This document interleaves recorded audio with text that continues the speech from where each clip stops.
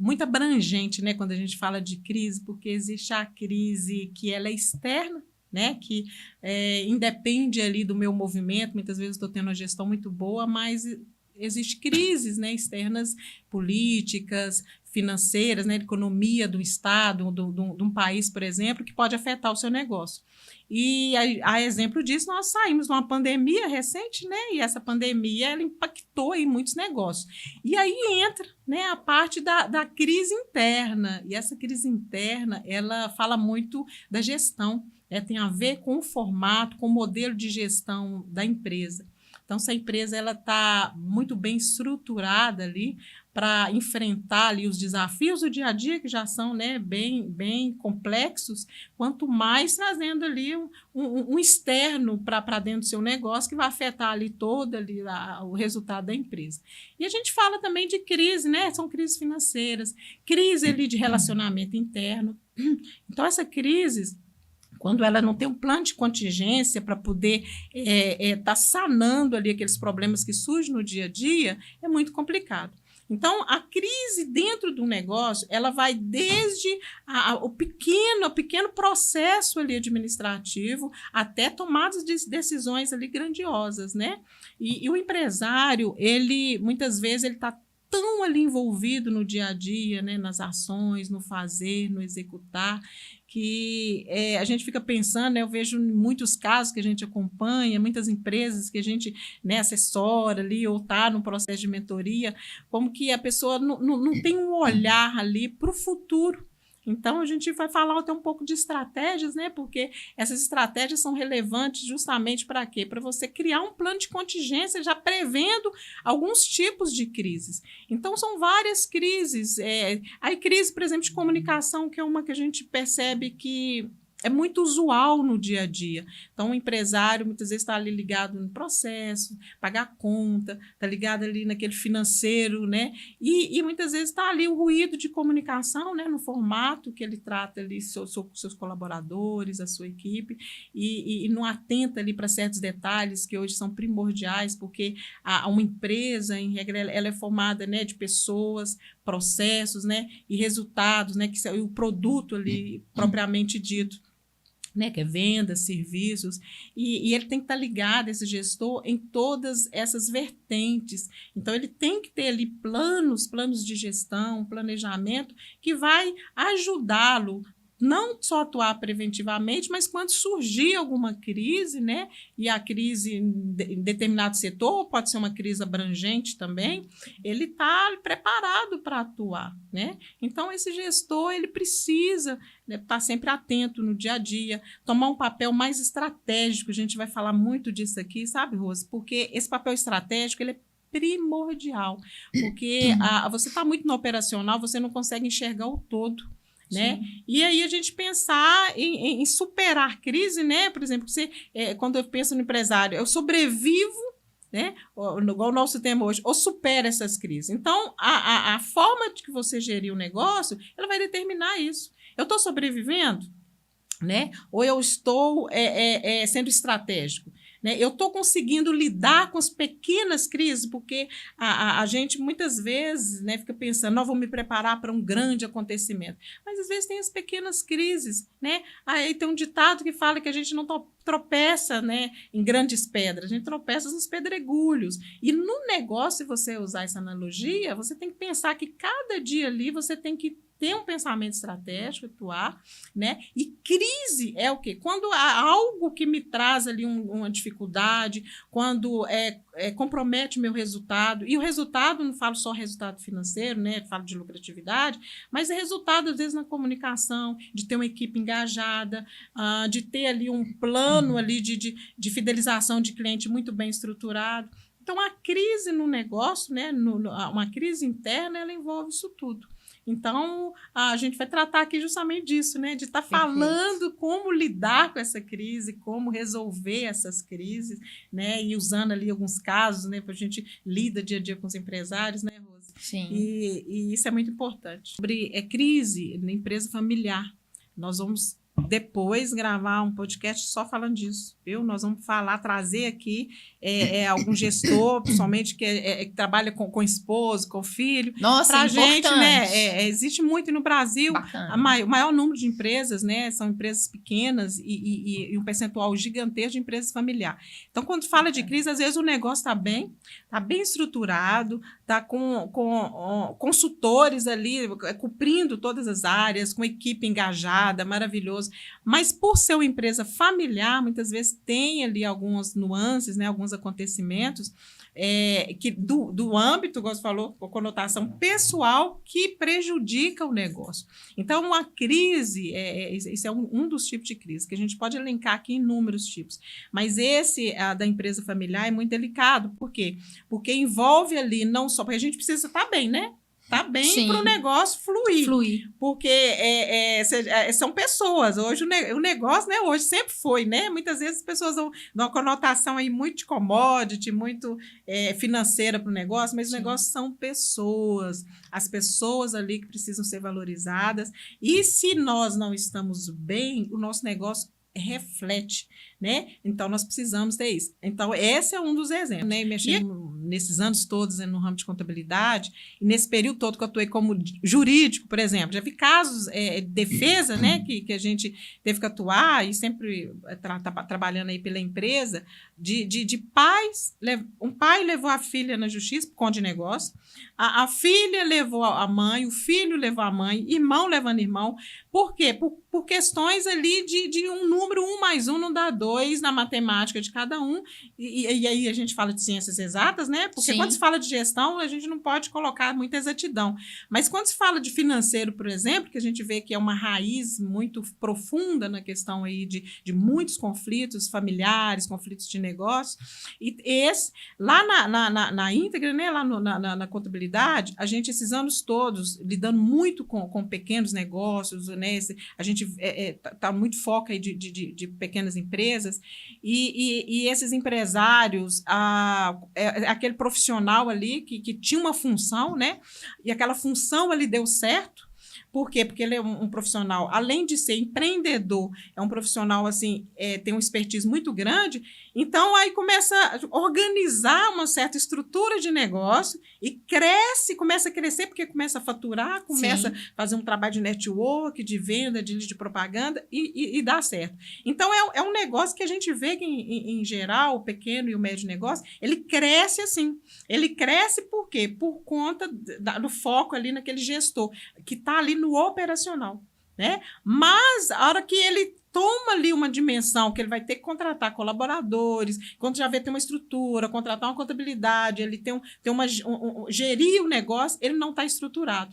Então, ali ele vai enfrentar inúmeras crises, né? São muitas crises, por quê? Porque ele não está preparado para crescer. Então, a realidade que a gente vê ali desses pequenos negócios é que eles não estão preparados para o crescimento. Aí entra nessas questões todas. Então, nesse período todo, nessa vivência aí de contabilidade que a gente, né, e de gestão, a gente entrando ali com mentorias ali para essas empresas, a gente chega e aí começa. Aí primeiro uma sessão de psicologia para ouvir, faz um papel ali, né? Eu tive, né, graças a Deus, o privilégio de formar ali pelo CNJ como mediadora, conciliadora, e essa formação me deu assim, uma expertise muito grande. Então, fui voluntária ali no TJ, para quê? Para ajudar ali nas conciliações. E peguei alguns empresariais. E já fiz também particular, porque quando eu sempre fui da questão da conciliação. Então, quando a gente chega ali para conversar, para conciliar, sempre aquela visão, não vamos conciliar, não vamos para a justiça, não, eu vou processar. Então, existe ali um papel de processar. Vamos conciliar. Então, a gente faz aquele primeiro papel ali de psicólogo, né? Um pouquinho, que todos os profissionais têm um pouco disso, mas depois você vai entrar nos processos em si. Que aí vai ver como que é seu recrutamento, como que é a sua equipe, né? Enfim, então, assim, falando de crise, esse contexto aí é bem abrangente, né? E é muito interessante isso, porque teve um caso em que eu atendi, né? Fui dar uma consultoria, a pessoa, chegou uma jovem, né? E ela tinha feito uma rescisão, trabalhou muito tempo num banco, né? e receber um valor, que isso acontece, já recebi várias pessoas nesse contexto. Né? Eu quero investir no negócio. E aí vai lá pegar as primeiras orientações e o meu compromisso sempre foi o quê? Pensar sempre à frente lá. Aí na minha cabeça já vem a viabilidade do negócio e se ele fez um plano de negócio, enfim. Por quê? Porque não é simplesmente chegar, eu preciso de um contador, preciso de uma contabilidade, preciso fazer isso e tal. Eu tenho que pensar num contexto.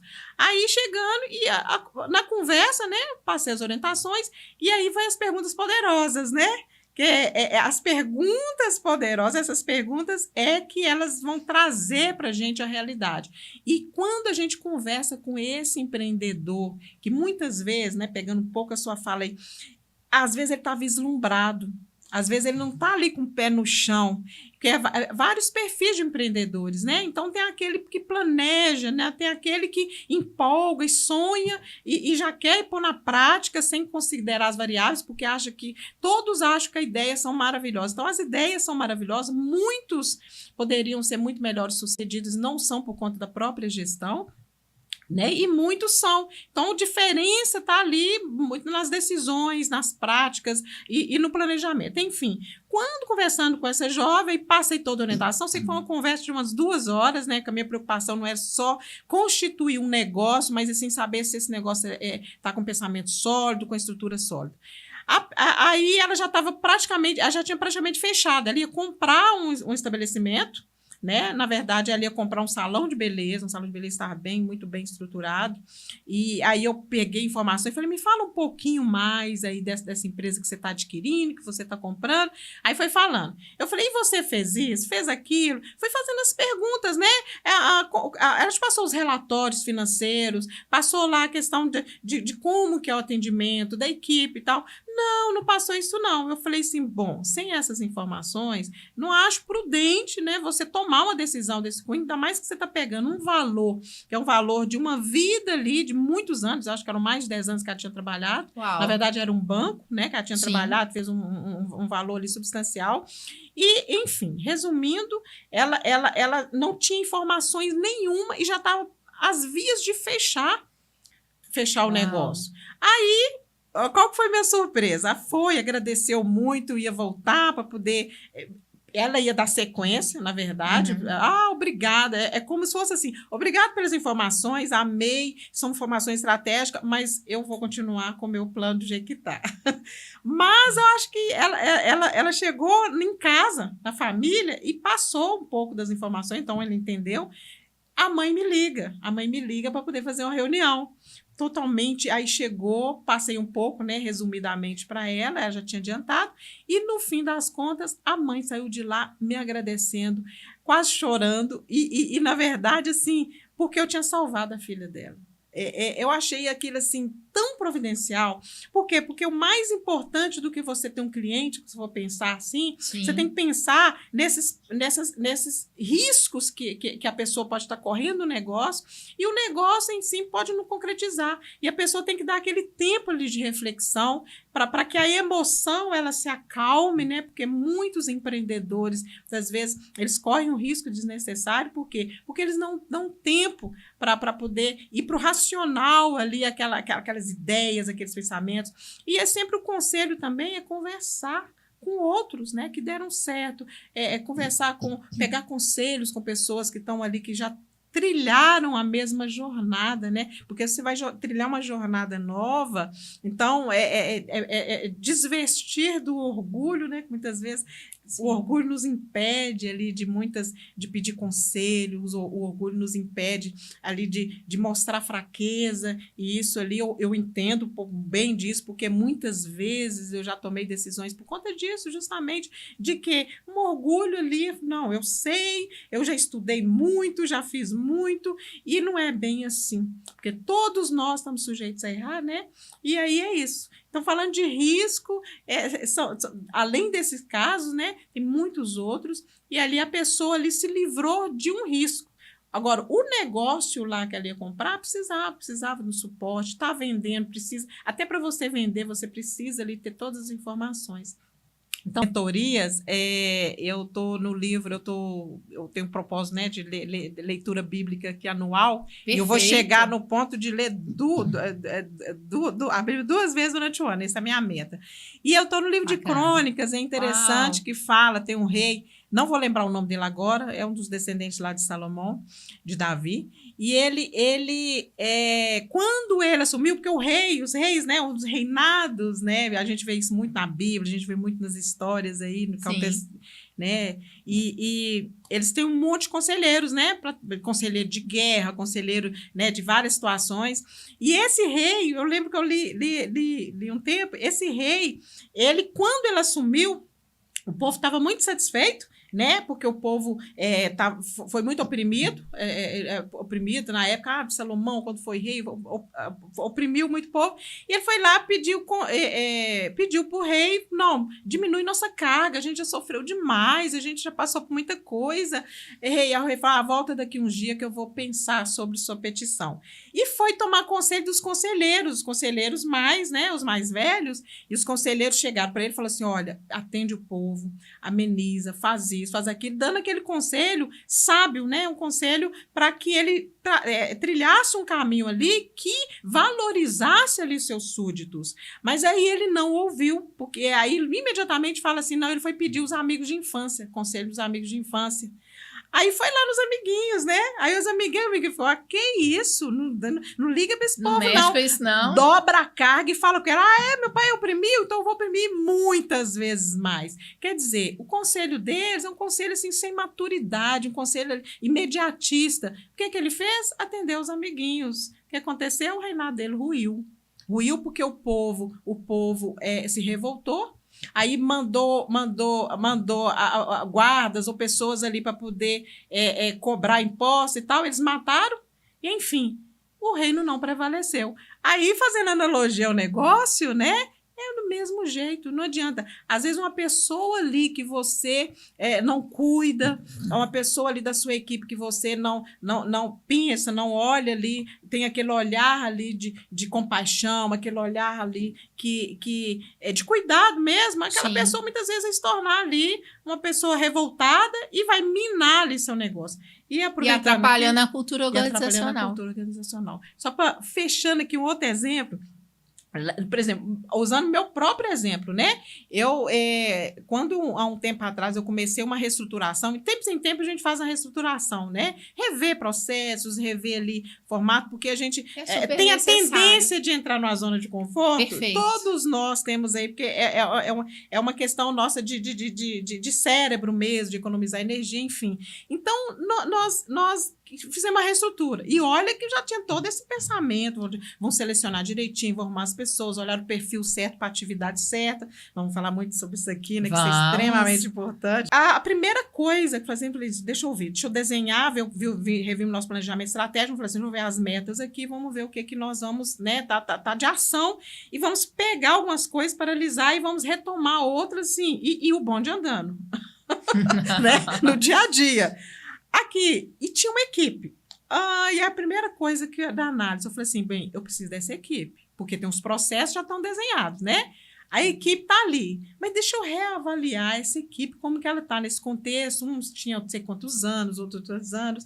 Eu falei, gente, deixa eu mexer na zona de conforto. Quando fiz o planejamento, como fui envolver as pessoas, primeira decisão, falei, fulano, não pode estar nessa equipe. Por quê? Porque muitas vezes serviu por muito tempo, mas às vezes chega a determinado momento que para o seu futuro ele não pode estar presente. Já não está alinhado com o propósito. Já não está alinhado com um novo propósito. Porque, eu criei um propósito desde que eu nasci há 10, 30 anos. Não, gente, a gente vai mudando, a gente vai revisando, porque a gente cria, às vezes, uma missão, um propósito ali, para até determinado tempo que às vezes a gente consegue visualizar e alcançar. Mas a sua mente, ela pode fazer isso, você pode, né? E muitas coisas novas vêm acontecendo e a gente pega a empresa ali, a empresa pode estar no novo cenário. Aí, para aquele novo cenário, aquele propósito ali que você está planejando, muitas pessoas podem não estar participando. E isso vale para tudo. Está tudo certo. E está tudo certo. Isso vale para amizade, vale para tudo. Por quê? Porque essas pessoas entram numa zona de conforto ali que está confortável, e se você puxa para o desafio mais, não, esse eu não sei se vou dar conta. né? Aí a gente e nós reduzimos a equipe na metade, e vou falar um negócio para vocês. Em um ano, nós produzimos muito mais dentro daquilo, as coisas fluíram e foi, assim, fantástico. Então, essa é um dos exemplos, né? A gente, então, né, vamos falar um pouquinho, assim, das dicas, né? De que tipo de ações que a gente pode sair daqui com alguns exemplos, né? Que tipo de ações a gente pode fazer, né, falando assim de uma forma bem sucinta, né, porque para que esse empresário possa criar esse caminho aí, trilhar, falar assim, não, eu faço isso, aí sim, né, e olha que não é garantia, né, não é garantia. Não, e agora imagina se você não tem nada, você está ali administrando ali só no olhômetro, só ali apagando incêndio, né, então, perfeito. Enfim, pensa. E antes de eu falar de outras, tive um cliente uma vez que chegou, a gente tinha um manual de orientações de alguns serviços, né? E passamos por escrito. Isso já tem um bom tempo.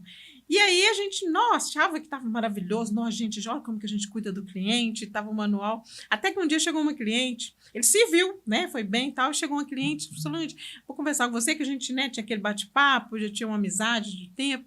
E independente, né? Ela chegou e falou assim, deixa eu te falar um negócio. Aí um dia ela fez uma pergunta lá e a gente orientava. Gente, segue lá no manual algumas orientações, que aquilo ali é para dar um norte, né? Não nos eximia de chegar ali, dar um suporte, consultoria.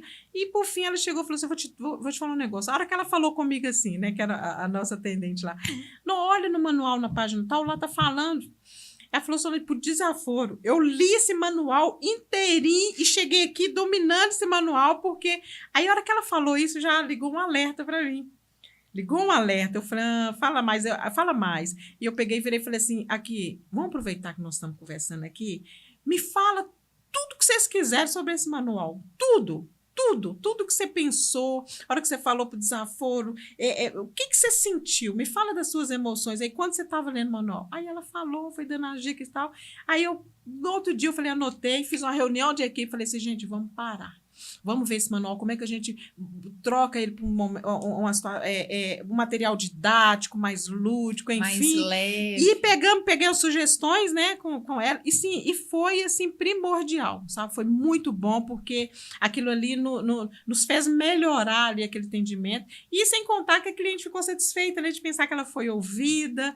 Bacana. Enfim. Então, assim, e outra questão que você perguntou aí é a pessoa focar na liderança, né? Formar líderes dentro do negócio. Importantíssimo. São embaixadores da marca da empresa. Exatamente. Porque a gente vê muito aquele empresário que ele é escravo do negócio, né?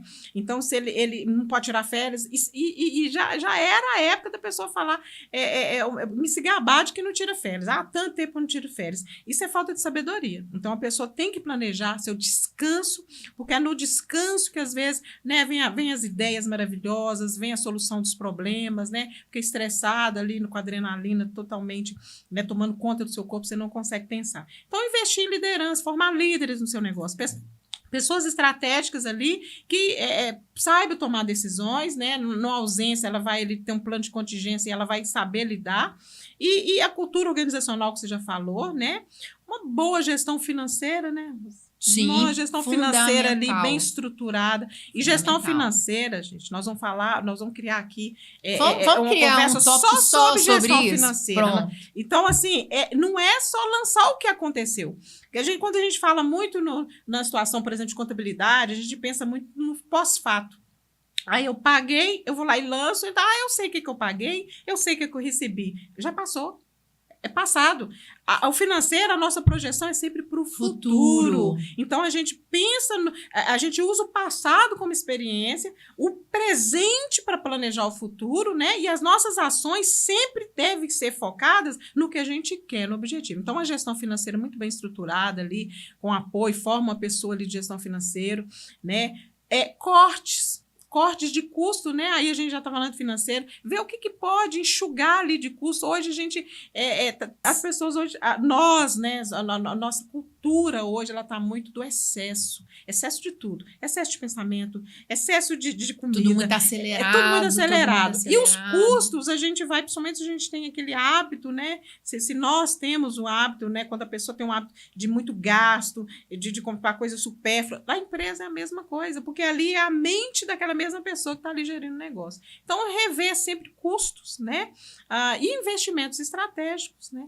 Criar um modelo de negócio. Então, assim, esse são um dos pontos, é o ponto-chave ali para a pessoa gerir, evitar risco, Perfeito. Estruturar o negócio com saúde, né? Saudável. Leituras, a gente trouxe até uns livros aqui para a gente indicar. Aqui eu estou com esse livro aqui. Gente, são muitos livros, vou trazer muitas dicas aqui. Esse livro é um livro-chave para o empreendedor, que é a Estratégia do Oceano Azul. Quem não conhece, gente, lê. Fantástico. E quem não tem tempo de ler, eu não gosto de ler, eu já ouvi muito, eu ouço muito. Não gosto de ler, tem preguiça, tem audiobook, tem áudios aí, você pode um dia estiver na academia, estiver passeando ali, ler o livro. Esse livro, ele fala muito aí das estratégias, de você criar ali um cenário estratégico ali diferenciado, ou, em vez de você estar ali, quem fala de oceano, né, oceano onde estão os tubarões ali, sangrenta, aquela concorrência, então você se destaca ali por um produto, e esse produto, ele vai ser novo no mercado. Você não quer dizer, mas fulano, meu concorrente ali vende a mesma coisa. Tudo bem, mas você pode criar valores ali diferenciados e aquele produto ali se tornar um produto indispensável para o seu cliente, por mais que ele pareça ser igual ao do seu concorrente. Então, quando você vai ali para o Oceano Azul, você está ali com estratégias diferenciadas. Então, busque leitura, que para nós é sobre o quê? Sobre fé e espiritualidade.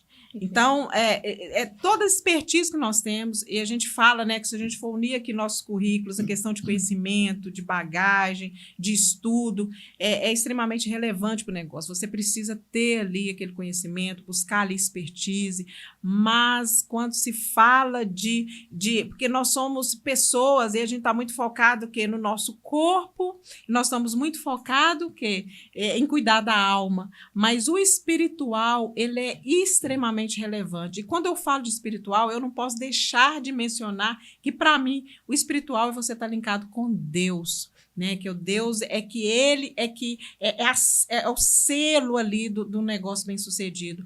É através das bênçãos de Deus, né? Deus ali no negócio, é quando você ali tá tendo um coração grato, reconhecendo ali as oportunidades que Deus dá para que você abençoe vidas, alimente famílias. Então, e Deus tem os princípios bíblicos, né? Eu não estou falando aqui de religião puramente, né? Não, nem querendo também trazer aqui nenhuma pregação para ninguém converter, mas, na verdade, estou falando o quê? De que quando você vive ali no negócio, aqueles princípios, são princípios ali que são princípios, como diz, né, Tiago Brunet, milenares ali, né? Eu estou citando Tiago Brunet aqui, que é alguém que eu prezo muito. Milenares ali, você vai estar o quê? Garantindo a longevidade do seu negócio. Por quê? Porque antes de você ter interesse, Deus permitiu que você tenha um negócio ali para abençoar pessoas, nasceu no coração dele esse sonho, e aí a gente não pode esquecer dele quando a gente estiver tendo sucesso, quando a gente estiver ali com o negócio ali fluindo, aí a gente esquece, tem tempo. Então, se você vai numa igreja agradecer, você para de ir porque seu negócio não permite. Então, assim, implementar uma cultura com princípios cristãos ali no negócio. Por quê? As pessoas vivem ali, eu sou ético, eu sou honesto, mas tudo isso são princípios que estão desenhados ali há milhares de anos, né, na Bíblia, ou pessoas ali que estão seguindo esse modelo. E para quê? Para que você tenha uma gestão que ela flua, né? Porque a gente vê muitas pessoas com práticas ruins, né? A gente falou hoje muito de risco, e a gente não falou aqui porque o tempo ele é curto, né, para falar tanta coisa, sobre sonegação, né? Nós ainda vamos falar sobre isso, sobre sonegação, sobre você não pagar, dar cano no mercado, e por aí vai, que a gente vê muito isso. Então, é outra dica que, assim, para a gente fechar com chave de ouro, né, que para mim não seria nada sem esse meu Deus maravilhoso, que sempre me abençoou, sempre me sustentou, sempre me ajudou, me deu estratégias para livrar ali de situações de crise. Então é isso aí. Perfeito, perfeito.